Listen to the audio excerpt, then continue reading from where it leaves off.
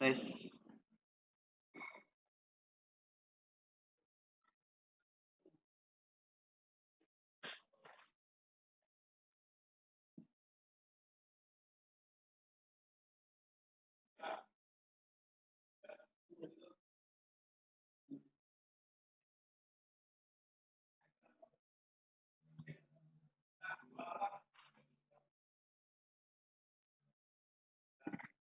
Cek 1 2.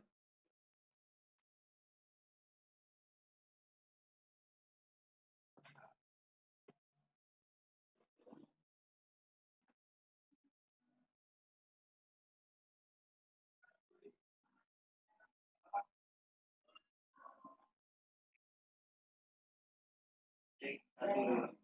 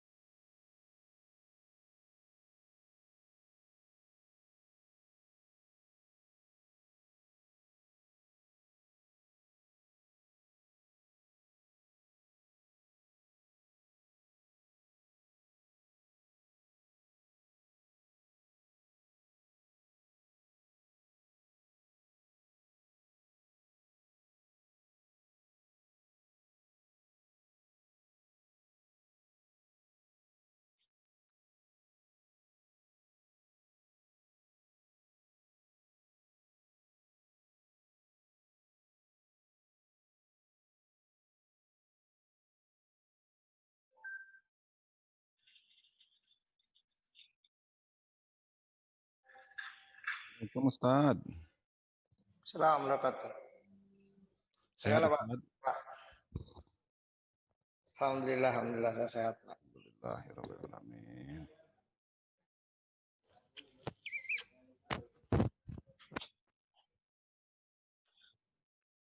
Kita tunggu berapa orang nih Pak?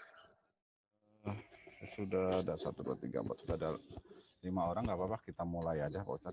Kalau takutnya Pak Enggak Ustaz. ketinggalan nanti yang lain. Nah itu makanya. Takutnya ada Pak Ustaz ada kegiatan lain? Oh enggak, Enggak. enggak Pak. Insya Allah. Kita tunggu 3 menit lagi mungkin Ustaz, jam 12.20 Boleh, boleh, gitu ya. boleh, boleh. Siap, siap. Makasih Ustaz.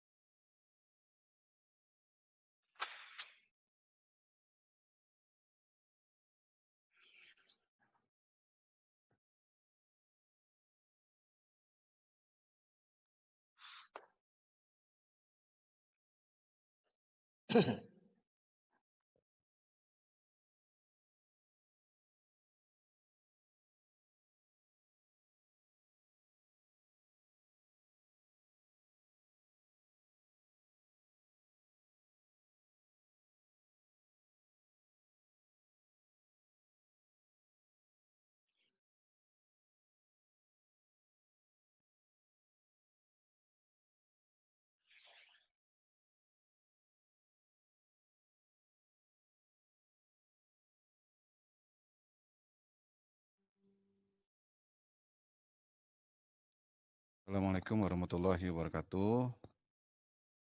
Waalaikumsalam. Bapak Ibu yang dirahmati oleh Allah Subhanahu wa taala, mari kajian kita materi kitab fikih Imam Syafi'i tentang Matan Abi Suja dengan penjelas dari kitab Al-Wajiz yang akan disampaikan oleh Ustadz Adrial Hafidahullah pada siang hari ini akan segera kita mulai. Tanpa panjang lebar, seperti biasa Ustadz ada kajian, kemudian biasa nanti ada diskusi tanya jawab Ustadz. Gitu. Oh, iya. Demikian Ustadz, silakan dilanjut Ustadz kajiannya. Terima kasih. Wassalamualaikum warahmatullahi wabarakatuh. Waalaikumsalam. Bismillahirrahmanirrahim. Assalamualaikum warahmatullahi wabarakatuh. Alhamdulillah wassalatu wassalamu ala Rasulillah wa ala alihi wa ashabihi wa man tabi'ahum bi ihsanin ila yaumiddin, amma ba'd. Para ikhwan dan akhwat yang saya muliakan, Pembahasan kita masih memasuki tentang kewajiban yang dilakukan oleh orang-orang yang menghadiri atau mendapati orang-orang terdekatnya itu meninggal dunia. Yang pertama kita sudah membahas tentang memandikannya. Kemudian juga kita membahas tentang mengkafaninya. Lalu bentuk yang ketiga itu adalah kita menyolatinya. Ya, kita menyolati jenazah tersebut. Kalau kita perhatikan di buku Matan Abi Suja, karena memang dia hanya bentuknya matan itu artinya hanya poin-poin saja dan tidak ada penjelasannya. Maka idealnya memang kita memakai penjelasannya ini karena kita sedang mempelajari fikih mazhab Imam Syafi'i. Kita memakai syarah dari buku ini. Penjelas dari buku ini yang tentunya idealnya itu adalah dari mazhab Imam Syafi'i juga. Ya. Tetapi karena kita ingin memperluas dengan mazhab-mazhab yang lainnya, maka buku yang dimiliki oleh Metrasat pada saat itu yang saya ketahui, itu hanya ada buku Al-Wajiz. Agar buku Al-Wajiz ini tidak sia-sia, nah maka saya bacakan juga dari sana. Jadi sebetulnya enggak pas kalau dikatakan sebagai penjelas.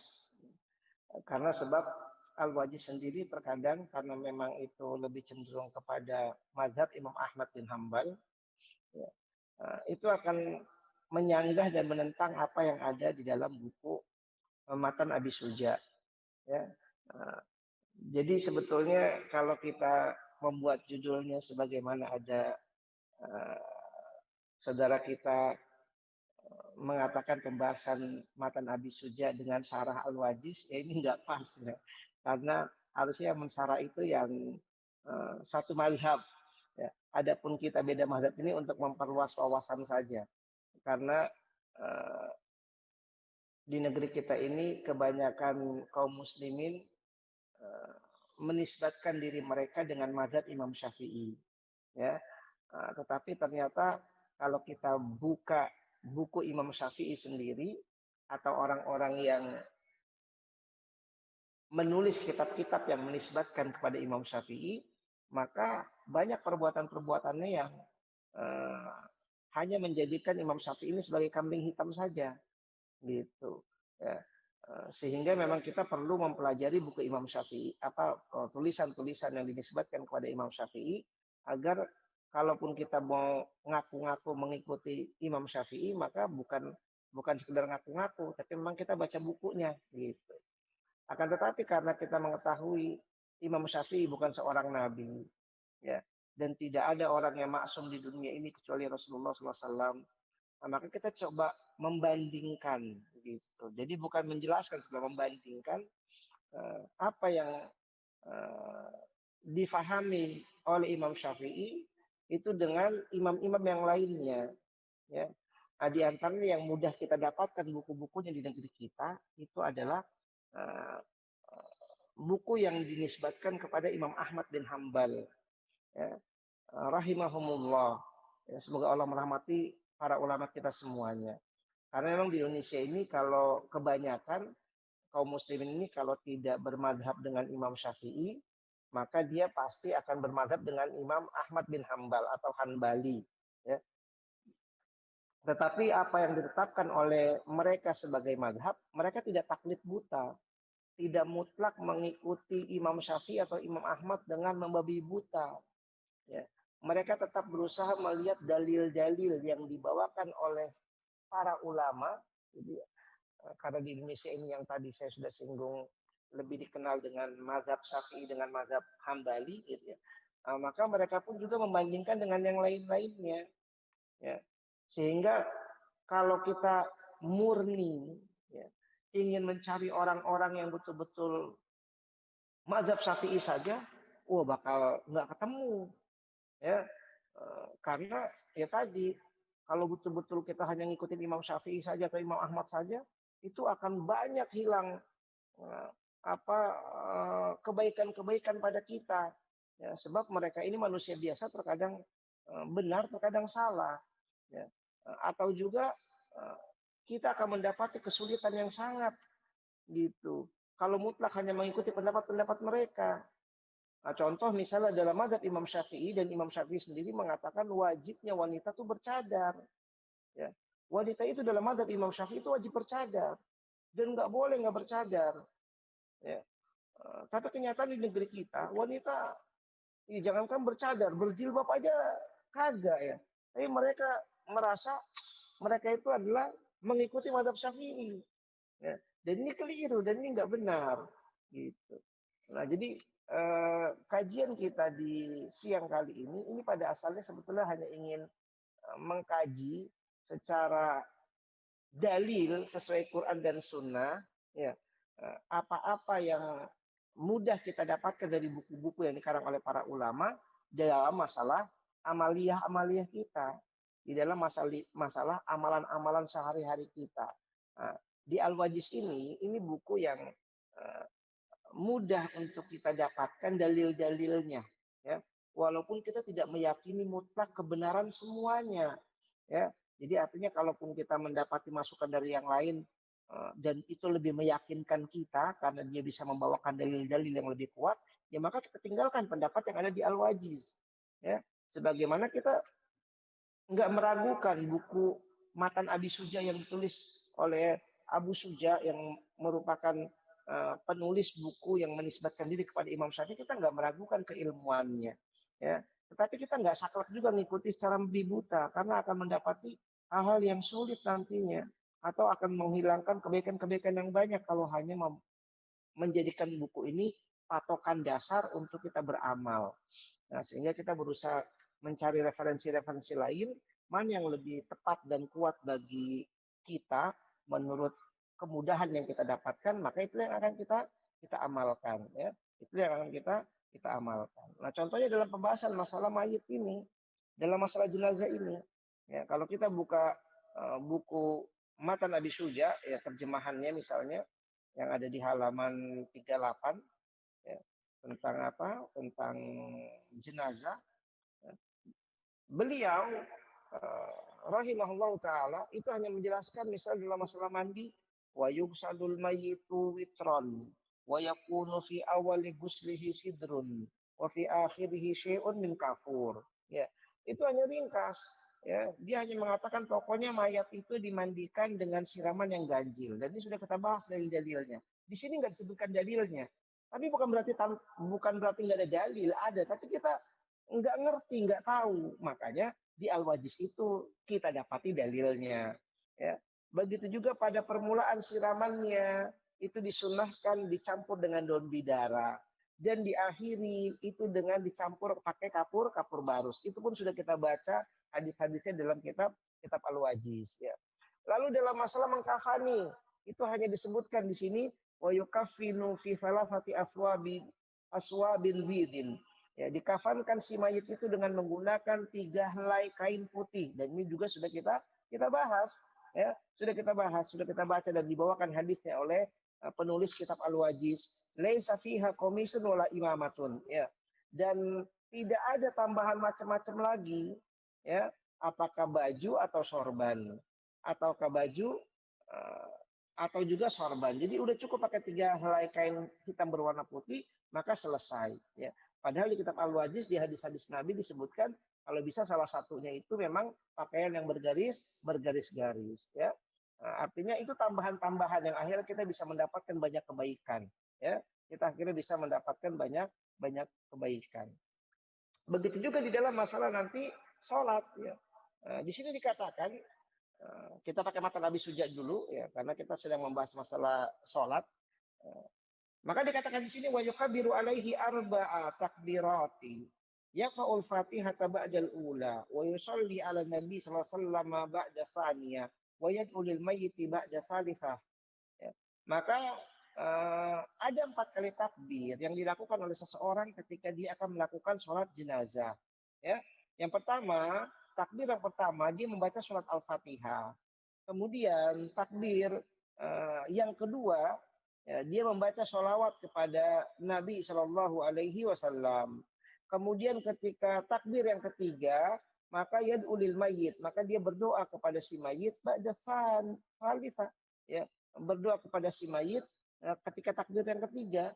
Nah, adapun doanya itu dibawakan oleh penulis dengan beberapa doa, ya, dan ada yang mudah yang sering kita dengar, ada juga yang tambahan-tambahan yang kita mungkin belum atau jarang mendapatinya, ya, jarang mendapatinya. Dan seterusnya. Tetapi apa yang bisa dilakukan atau hal-hal yang berkaitan dengan praktek sholat, di sini tidak disebutkan, ya, tidak disebutkan hal-hal yang sebelumnya mesti bagaimana yang dipersiapkan itu nggak disebutkan. Nah, makanya kita tambahkan, ya, karena memang ini yang ada bukunya bisa antum merujuk nanti di musola Sulaiman gitu ya, seingat saya namanya memang Sulaiman musola Sulaiman ya, maka nanti bisa dirujuk ya. Nah, di antaranya kemarin kita sudah menjelaskan tentang keutamaan orang-orang yang disolatkan oleh manusia. Ya. Jadi keutamaan orang-orang yang meninggal dunia kemudian disolatkan oleh manusia dengan jumlah minimal 40 ya, atau 100 atau lebih dari itu ya. Tapi 40 saja sudah top sudah ya. Itu yang sudah kita bahas kemarin. Nah, akan tapi ternyata ada lagi tambahan yang lainnya yang menunjukkan untuk kemudahan bagi kita dan kebaikan bagi kita ketika memang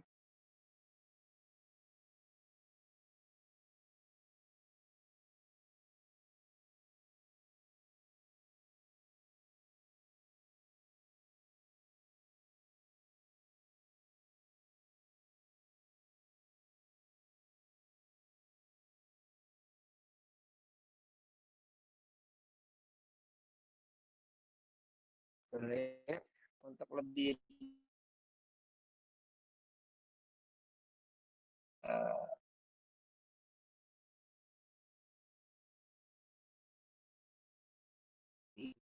dianjurkan sunahkan agar yang berada di imam itu ada 3 saf sholat. Jadi artinya kalau sholat jenazah itu minimal kita bikin 3, walaupun juga orang sedikit. Ya. Pokoknya dibikin 3 saf. Ya. Sebagai hadis dari Marfid Al-Yazani Al-Malik Al-Hubir.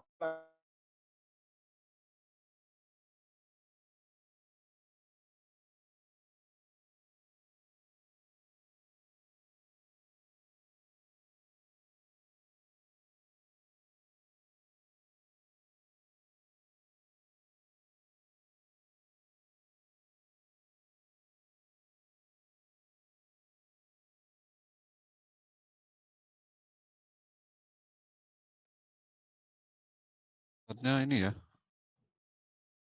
apa? Kayaknya ini putus di linknya. Putus Ustadznya. Pak Jaya. Iya. Saya coba WA, takutnya nggak ngeh. Aku tadi nggak ngeh.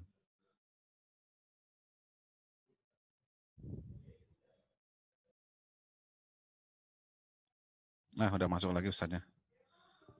Iya, sempat putus. Nah, Ustadz.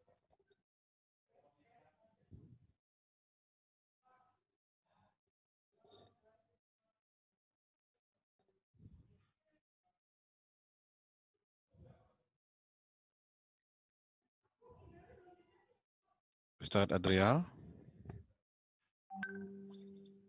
Ustadz.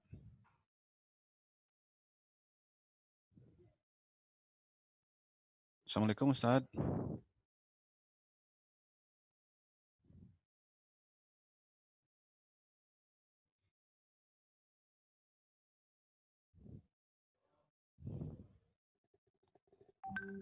Masih putus Mas Wendy, tapi udah masuk di sini. Cuma suaranya nggak keluar. Ini belum diaktifin itunya deh. Apa teh namanya? Yang suaranya itu. Takutnya Ustadznya ini, takutnya lu apa dia nggak tahu.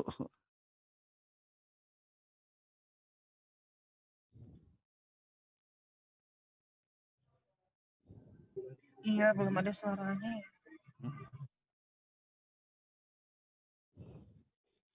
Coba Mas Wendy di kontak by phone aja Ustadznya. Siapa aja ya? Sebentar. Khawatir dia udah ngomong panjang lebar, jauh-jauh tiba-tiba kita nggak copy. Putus jaringannya.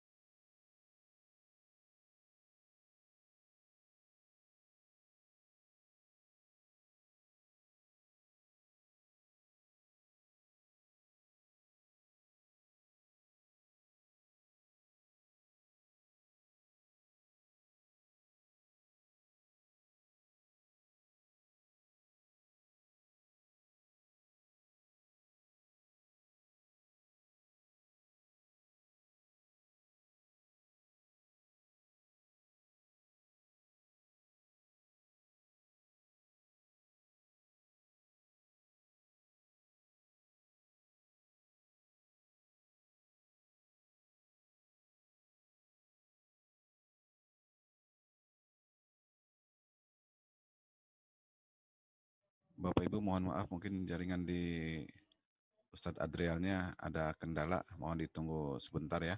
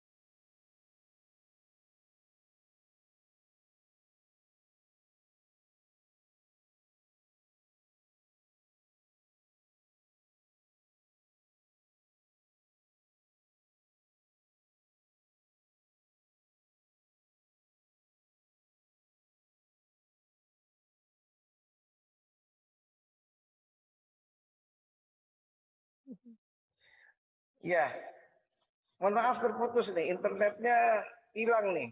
Ya. Ya Ustaz. Iya, mohon maaf Ustaz, takutnya Ustaz sudah ngasih kajian panjang lebar, ternyata di kita nggak termonitor. Iya betul. Saya ngomong sendiri, Pak. Iya, mangga dilanjut Ustaz. Enggak, mohon maaf. Iya, jadi 3 saf gitu ya. Jadi sebagian ulama karena memang ada hadis yang menerangkan pokoknya 3 saf, memutlakkan akhirnya mau berapapun juga orangnya bikin 3 saf gitu. Tapi sebagian lain mengatakan ya nggak mutlak seperti itu. Ya, tetapi kalau misalnya memang hanya bisa 1 saf, ya 1 saf, nggak usah 3 saf. Ya, tapi kalau misalnya bisa lebih dari 3 saf, maka itu lebih bagus. Tapi minimal sebisa mungkin jadikan jumlah orang yang mensolati si mayit itu 3 saf ya, agar si mayit ini mendapatkan syafaat ya, karena dikatakan di sini aujaba itu artinya ila aujaba, kecuali dia pasti akan diwajibkan untuk mendapatkan syafaat ya. Dan itu pembahasan kita tentang berkaitan masalah saf sholat ya, karena di matan Abi Suja itu langsung diajarkan cara sholatnya ya. Nah begitu juga yang perlu diperhatikan juga para jemaah semua yang dirahmati oleh Allah Subhanahu Wa Taala, dikatakan di sini wa idza ijtama'at janaizu adidatun minar rijali wan nisa fa in shalla ala kulli janazatin sholatan fahadal asal wa in shalla 'alaiha jami'an sholatan wahidatan jaza wa yaj'alu dzukura walau kanu sigaron mimma yalil imam wal inatha mimma yalil qiblah.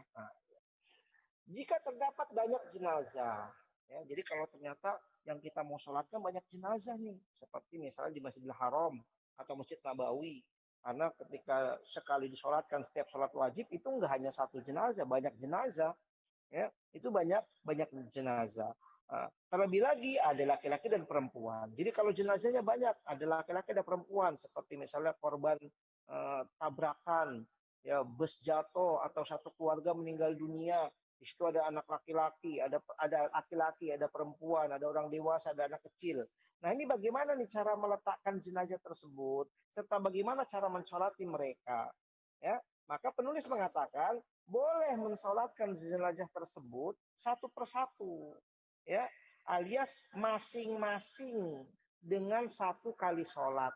Dan ini adalah hukum asalnya.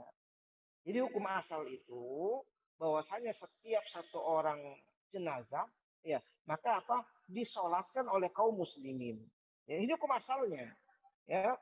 Nah, jadi misalnya sekeluarga meninggal dunia ada 4 orang ya maka bawa ke depan dulu 1 orang disolatkan, selesai sholat bawa lagi 1 orang lagi yang meninggal, solatkan lagi dan begitu seterusnya.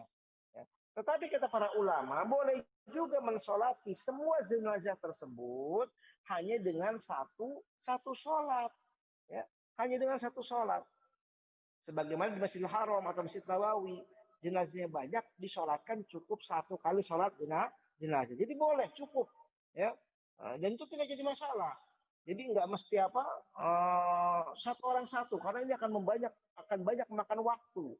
Sedangkan kita tahu prinsip dasar menguburkan itu kan cepat-cepat dikuburkan. Ya, mesti cepat-cepat dikuburkan. Ketika akhirnya tertunda dulu karena jenazahnya banyak disolatin satu-satu, wah ini repot. Apalagi kalau ada musibah longsor misalnya, musibah banjir kayak di Aceh misalnya.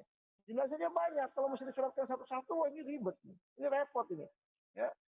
Makanya boleh semua jenazah dikumpulkan di depan dan dilakukan dengan 1 kali sholat. Tetapi idealnya, sunnahnya, kalau memang ingin seperti itu, para jemaah semua yang dirahmati oleh Allah Subhanahu Wa Taala, maka kita meletakkan, di sini dikatakan oleh penulis ini, kita meletakkan jenazah laki-laki, wa yaj'alu dzukura, menjadikan jenazah laki-laki, walaupun dia anak kecil, walaupun dia anak kecil, mimma yalil imam. Itu adalah orang yang paling dekat dengan imam. Ya. Nah, jadi cara meletakkan jenazahnya itu adalah diletakkan bukan nyamping, tapi ke depan. Itu idealnya seperti itu. Ataupun kalau mesti nyamping, karena memang depannya nggak bakal muat, ya karena biasanya kita menyolatkan jenazah kan di masjid. Nah, sebetulnya nanti ada idealnya sholat jenazah itu di mana, nanti akan disebutkan. Ya. Tapi kalaupun memang nggak bisa berurutan ke depan, ya, tapi ternyata ke samping, maka tetap sama. Pokoknya jenazah laki-laki, walaupun dia anak kecil, maka dia berada di dekat imam. Artinya ada di depan imam. Jadi kalau misalnya ada 3 orang, 1 laki-laki itu persis berhadapan dengan imam. Satunya lagi di belakangnya, satunya lagi di belakangnya, begitu. Jadi 3 baris. Mudah-mudahan punya bayangan ya, punya bayangan. Adapun sebaliknya dikatakan di sini, wal inasa, adapun inas yaitu unsa, para wanita, ya. Mimma yalil kiblah. Adapun para wanita itu diletakkan di dekat arah kiblat.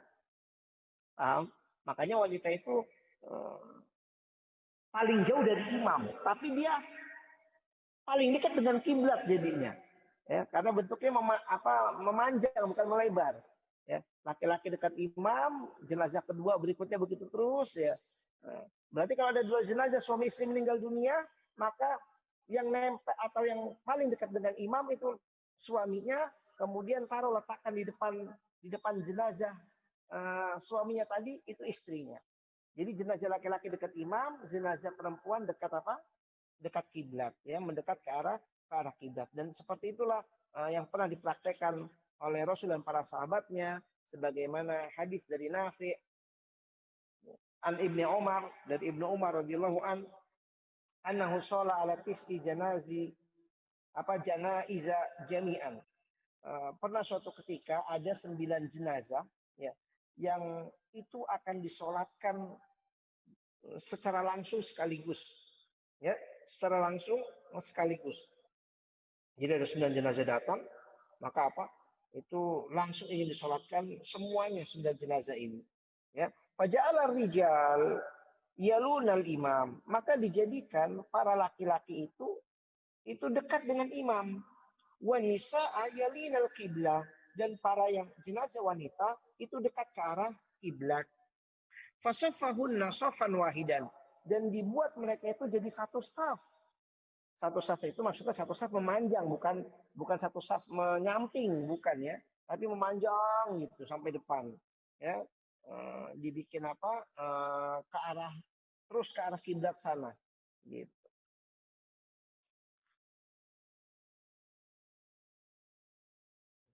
Maka dikatakan selanjutnya oleh Ibnu Umar, wa wudi'at janazatu Ummi Kulsum binti Ali, ya, radhiyallahu an, imraati Umar ibn al-Khattab, maka diletakkanlah jenazah Ummu Kulsum, ya, jadi ada jenazah itu namanya Ummu Kulsum, ya, dan dia merupakan anaknya Ali bin Abi Thalib, dan Ummu Kulsum ini itu merupakan istrinya Umar bin Khattab.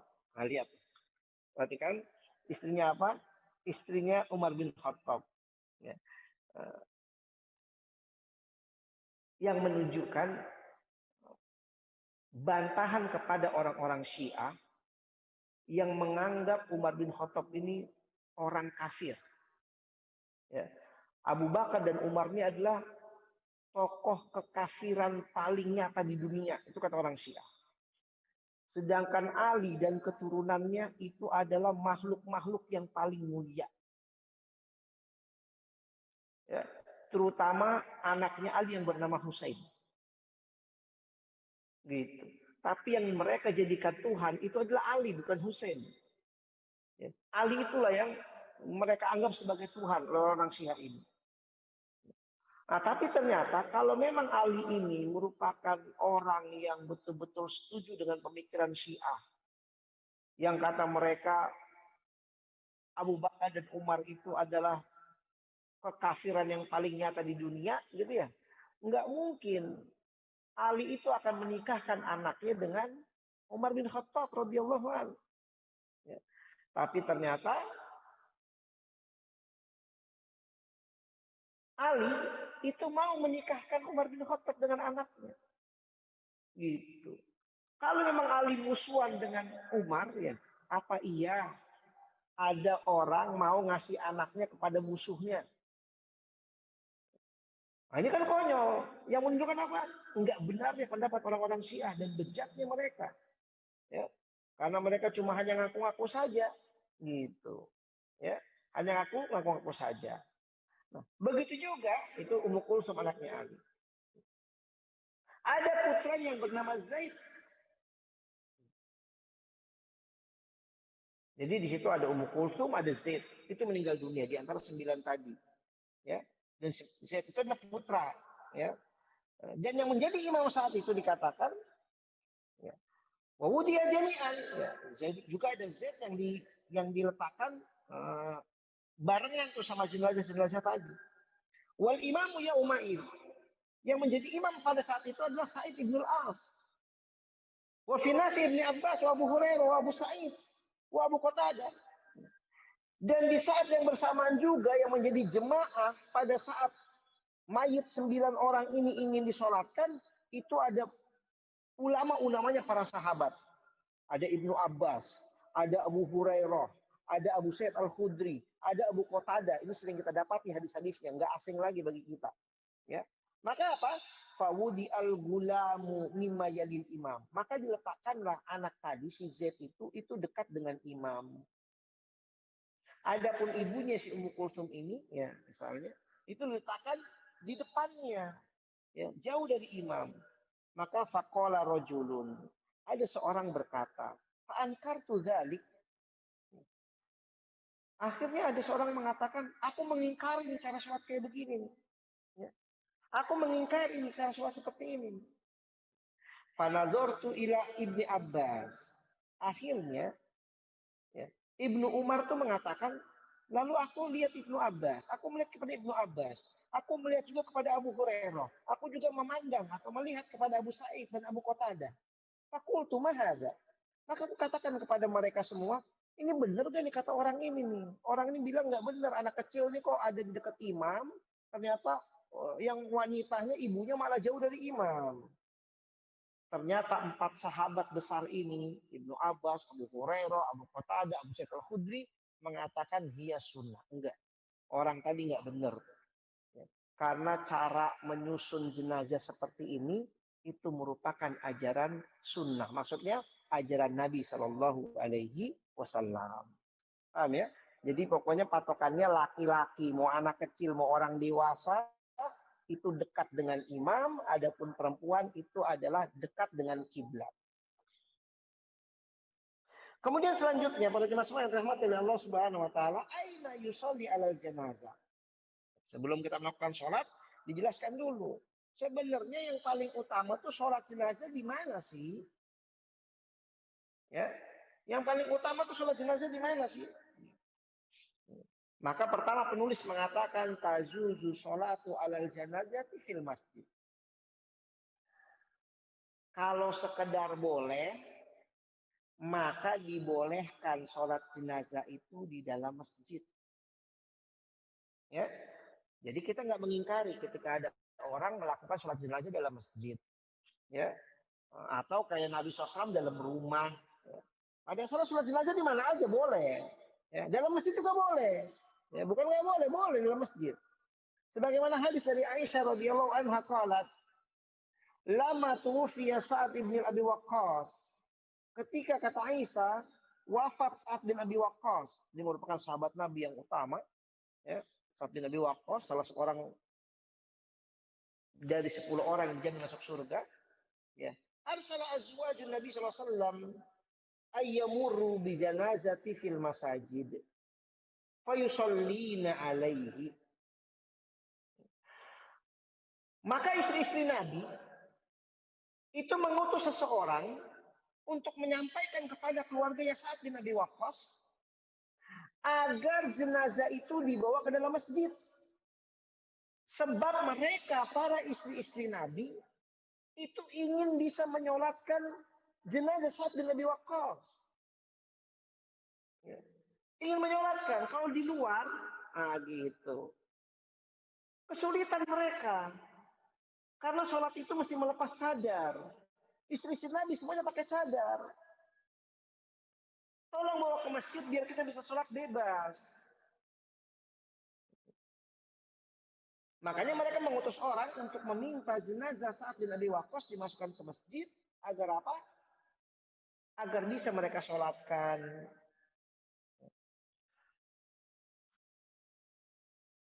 Fawuqifa bihi ala hujurihina yusallina alaihi. Ukhrija bihi min babil janazati alladhi kana ila al-maqa'id. Fabalaghuhunna anna an-nasa abu. Dzalika wa qala ma kanatil janaizu yudkhalu biha al-masjid. Fabalagha dzalika Aisyah faqalat ma asra an-nasa ila ayyu'ibu ma la ilma lahum bihi abu alaina ayyu marra bi janazati fil masajid atau fil masjidi wa masara Rasulullah sallallahu ala Suhail ibni Bayda ila fi jawfil masjid. Nah, lihat. Lalu dikatakan ketika para istri Nabi meminta jenazah itu dimasukkan ke dalam masjid, ya, agar mereka bisa menyolatkan, maka para pembawa jenazah itu memenuhi permintaan istri-istri Nabi. Lalu akhirnya istri-istri Nabi ini mensolatkan jenazah tersebut, jenazah Sa'ad. Ya. Karena kan rumah istri-istri Nabi kan nempel sama masjid, jadi tinggal keluar masuk lagi itu bisa gampang gitu. Ya. Lalu selanjutnya setelah disolatkan, jenazah Sa'ad itu dibawa keluar melalui pintu jenazah yang mengarah ke tempat biasanya orang-orang duduk. Kalau kita pernah umroh itu, terutama di Masjid Nabawi yang gampang ya. Kalau habis jenazah disolatkan itu ada pintu khusus keluar nanti langsung ke Baqi. Ya, pintu keluarnya itu searah dengan kubah yang warna hijau. Di bawah kubah warna hijau itu tembusannya itu ada pintu keluar. Itu maksudnya adalah pintu untuk memasukkan dan mengeluarkan jenazah untuk disolatkan. Nanti ada mobil dan mobil itu langsung mengarah ke pemakaman Baqi. Kalau yang nggak punya bayangan, ya siapin uang nanti kita umroh bareng-bareng. Ya, nanti saya kasih unjuk insya Allah. Ya. Jadi emang ada khusus pintu di Masjidil Haram atau Masjid Nabawi yang biasa membawa jenazah untuk apa? Keluar masuk masjid dan dibawa ke pekuburan. Nah lalu ketika itu, ya, istri Rasul mendengar kabar ada orang yang mencela mereka. Jadi ada sebagian orang mengatakan, wah ini nggak beres nih. Masjid itu kan tempat mulia, beribadah hanya kepada Allah. Masa jenazah dimasukin ke masjid, kemudian sholat jenazah di masjid, gitu. Yang menunjukkan kata para ulama, kebiasaan kaum muslimin sejak zaman Nabi, sampai Nabi meninggal dunia, ya, dan sampai para sahabat-sahabat beliau, Abu Bakar, Umar, Utsman, dan Ali, itu pada asalnya, menyolatkan jenazah itu ada tempatnya sendiri, bukan dalam masjid. Makanya ketika istri-istri Nabi minta jenazah itu dimasukkan ke dalam masjid, dicela. Menganggap, wah ini makanya pamali nih. Masa jenazah dimasukin ke masjid? Gitu. Makanya dianggap perbuatan istri-istri Nabi ini aib.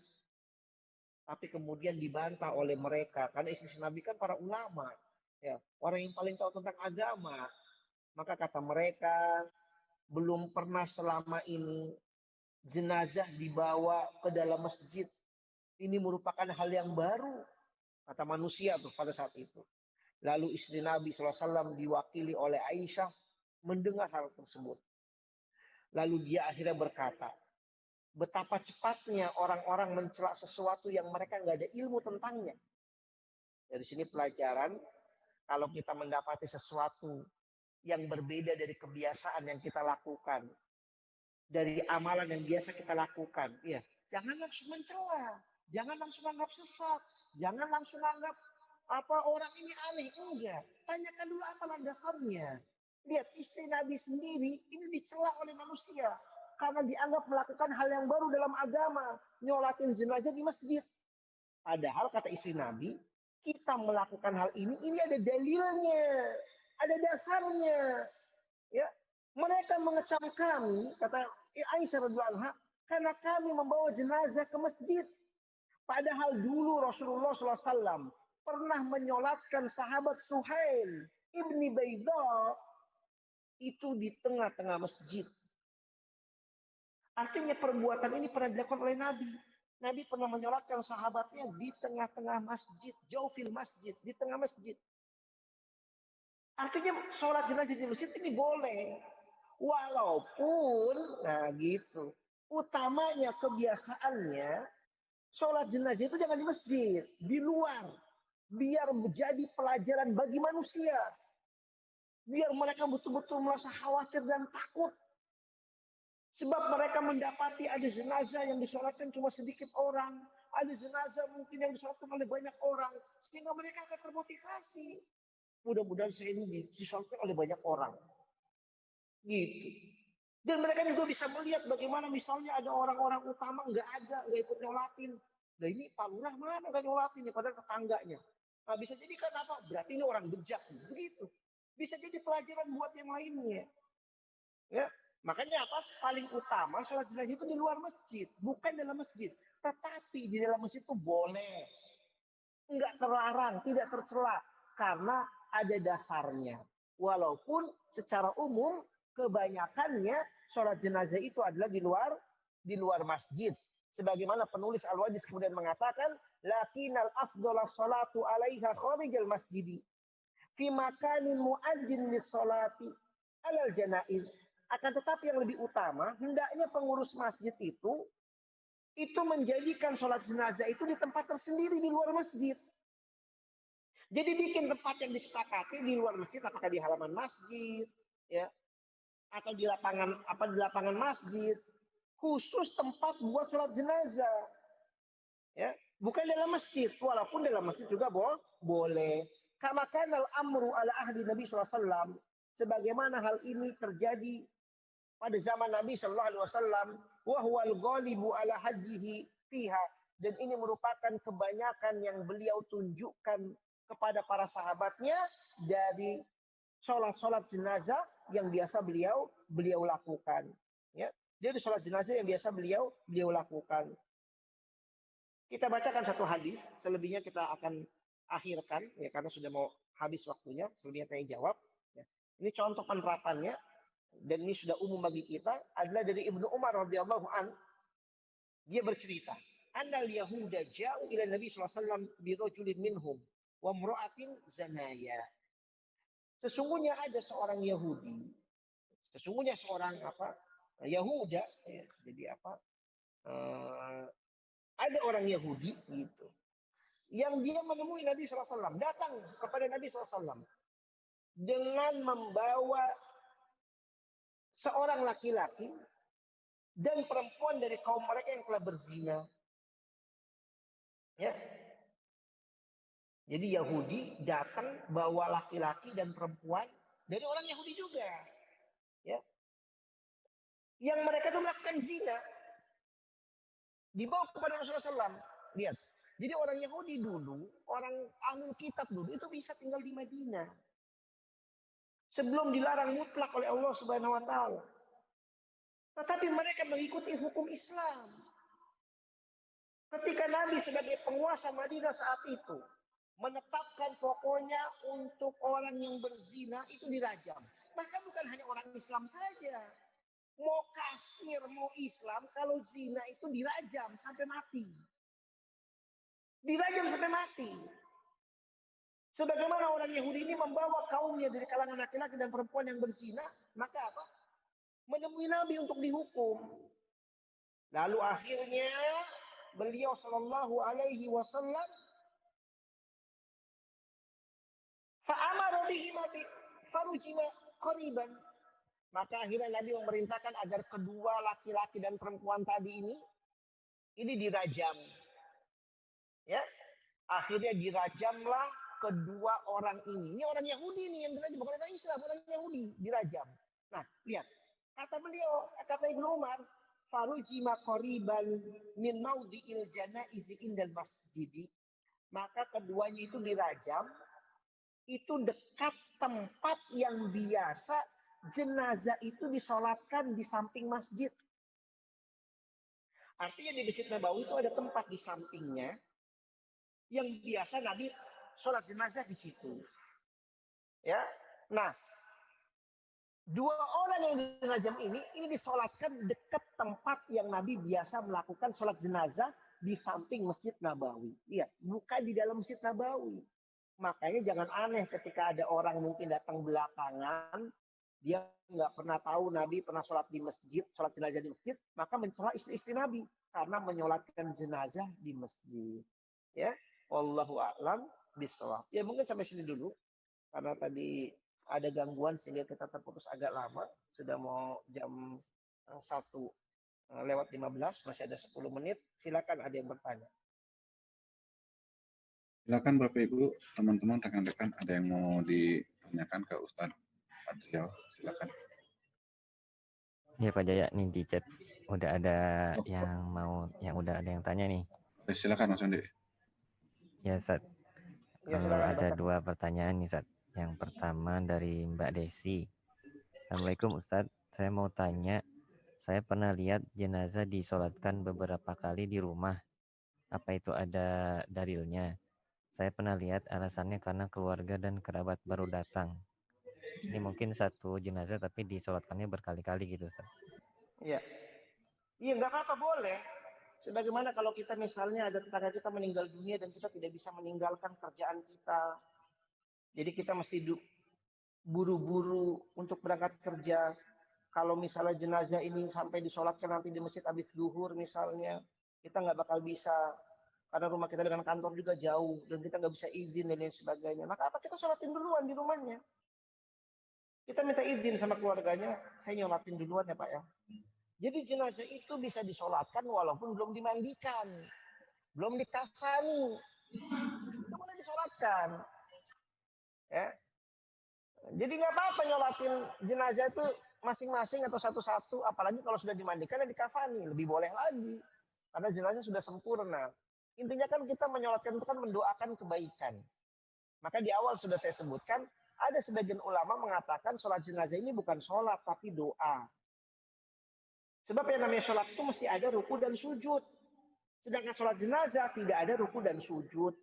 Tapi isinya doa semua. Maka disebut dengan doa jenazah.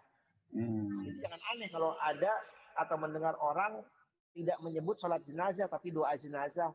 Ya, karena yang namanya sholat itu mesti ada ruku dan sujud. Nah ini nggak ada ruku dan sujud, maka bukan sholat gitu. Ya, karena memang makna sholat di dalam bahasa Arab salah satunya adalah doa. Sama kayak sholat istikharah. Di istikharahnya kan kita nggak sholat, nggak doa. Doanya kan setelah sholat. Jadi bukan masalah sholatnya ketika kita mau istikharah, tapi apa? Doanya. Karena di sholat kita nggak berdoa sama Allah minta dipilihkan yang terbaik buat kita. Tapi setelah sholatnya kita itu baru membaca doa. Gitu, disebut dengan doa istikharah. Jadi boleh, nggak apa-apa Mbak Desi ya. Allah bisa. Kayak Nabi sendiri pun berulang-ulang kan. Nabi kan satu orang satu. Bayangkan berapa puluh ribu dan berapa ratus ribu sahabat yang ada pada saat itu. Itu ganti-gantian nyolatin Nabi sampai 3 hari. Karena jenazah Nabi tertahan. Sebab mereka bingung mau dikuburin di mana, mau dimandikan sama siapa dan lain sebagainya. Bingung sudah. Akhirnya nyolatinnya sendiri-sendiri. Gitu. Artinya nggak jadi masalah, boleh ya. Allah alam bisawab. Ya, yang lainnya. Ya, sekarang jazakallah. Oh iya. Yang kedua, ini dari Pak Farid ya. Assalamualaikum. Pada saat menyolatkan dan kondisi mungkin di masjid itu jamaahnya penuh dengan jamaah pria itu di atas, jamaah wanita itu jamaah pria di bawah, jamaah wanita itu di atas lantai 2. Nah, ketika penuh dan baru datang gitu Ustaz, boleh nggak kita masuk di di jamaah pria tapi posisinya itu di belakang wanita gitu, tapi wanitanya di atas beda lantai gitu. Oh ya, nggak apa-apa, nggak apa-apa. Ya. Karena kalau sudah 2 lantai seperti itu kayak Istiqlal, akhirnya laki-laki dan wanita bisa jadi sejajar gitu ya. Nah, itu nggak jadi Iya, iya. masalah, boleh. Ya. Di Masjidil Haram aja bukan beda lantai. Atau Masjid Nabawi kan satu lantai, sejajar semua tuh. Laki-laki dengan perempuan. Tapi kan ada pembatasnya. Jadi kalau selama ada pembatasnya, maka tidak jadi masalah. Atau tidak ada pembatasnya pun, ini boleh-boleh saja. Tetapi ini merupakan suatu hal yang menyelisihi sunnah. Ya. Tapi boleh-boleh saja ketika wanita dengan laki-laki ini sejajar, safnya ini hanya menyelisih sunnah saja. Sholatnya tapi berdosa. Ya. Kan ada musola tuh yang dipecah dua, tapi karena kecil, akhirnya posisi jemaah laki-laki dan perempuan itu samping-sampingan. Kayak musola pom bensin misalnya gitu ya, dan lain sebagainya. Ya maka pada asalnya sah sholatnya, tapi bisa jadi berdosa ketika akhirnya menimbulkan gangguan-gangguan karena apakah terjadi sentuhan atau akhirnya jadi ngebayangin macam-macam dan lain sebagainya. Ada sejajar dengan wanita. Ya. Jadi boleh, nggak apa-apa. Jenazah wanita di atas atau jenazah pria di bawah atau sejajar atau wanita di belakang. Yang penting ada pembatasnya, aman-aman saja. Ya. Yang tidak ada pembatasnya inilah yang bermasalah. Makanya kata Nabi SAW, sebaik-baik saf sholat buat laki-laki yang paling depan dan sejelek saf sholat bagi laki-laki adalah yang paling belakang. Kenapa? Karena dekat wanita. Sehingga sebaliknya kata Nabi, sebaik-baik saf sholat buat wanita adalah yang paling belakang. Dan sejelek-jelek saf bagi wanita itu adalah yang paling depan. Nah, jadi kalau wanita ini bikin saf sholat, ya, maka hendaknya penuhi yang nempel tembok dulu gitu. Jadi kalau wanita ini mau bikin saf sholat nih, ya, karena masjidnya nggak ada pembatasnya, maka yang paling baik itu adalah yang nempel tembok. Dia itu baru bikin saf depannya. Adapun laki-laki itu nempel tembok depan yang paling baik. Kalau wanita itu nempel tembok belakang yang paling baik. Ketika apa? Membuat saf dalam sholat. Wallahu a'lam bishawab.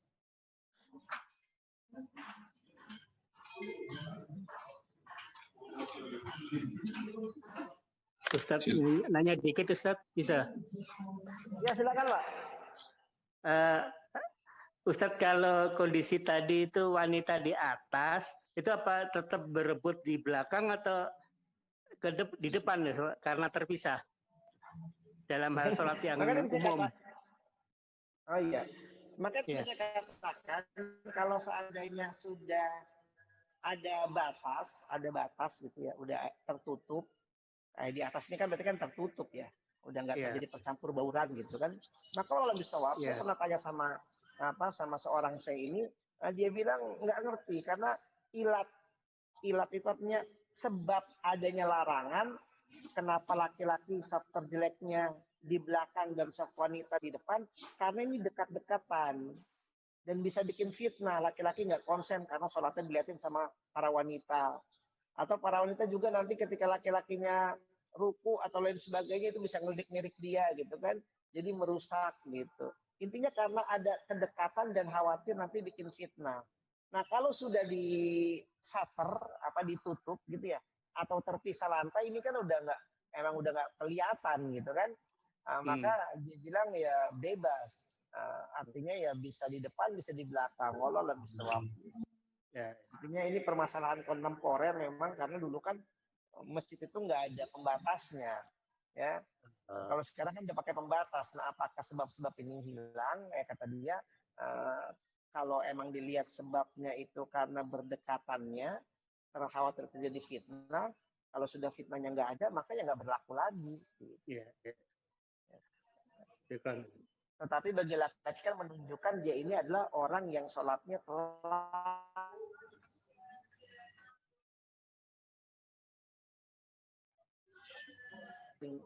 sebab kata Allah wa malaikatahu yusholluna ala sufufil awal.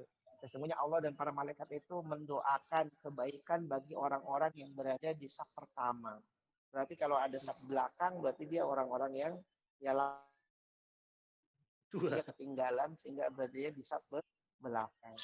Wallahu a'lam bishawab. Jadi kayaknya nggak berlaku Pak ya kalau sudah ada batas, artinya boleh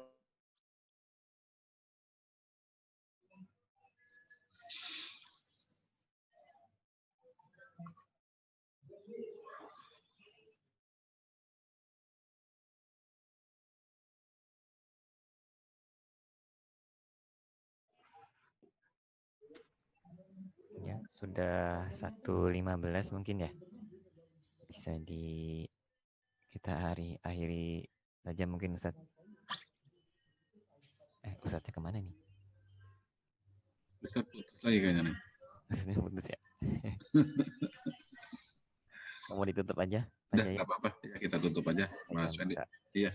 Jadi tadi koreksi dari Ustadz Adriel tentang ini ya, materi kitab fikih Imam Syafi'i matan Abi Suja, sampai situ aja. Dengan jelas dari kitab Al-Wajiz itu nggak perlu disampaikan aja lagi.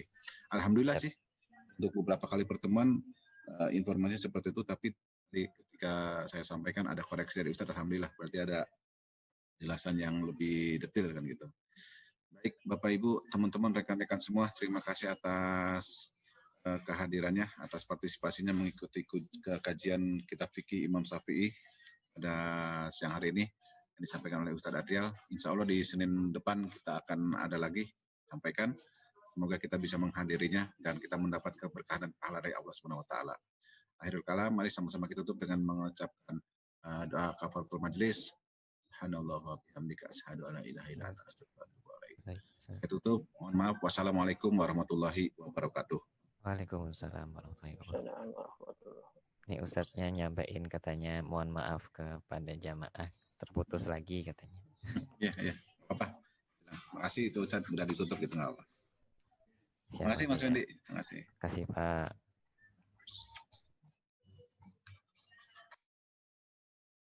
Live ya.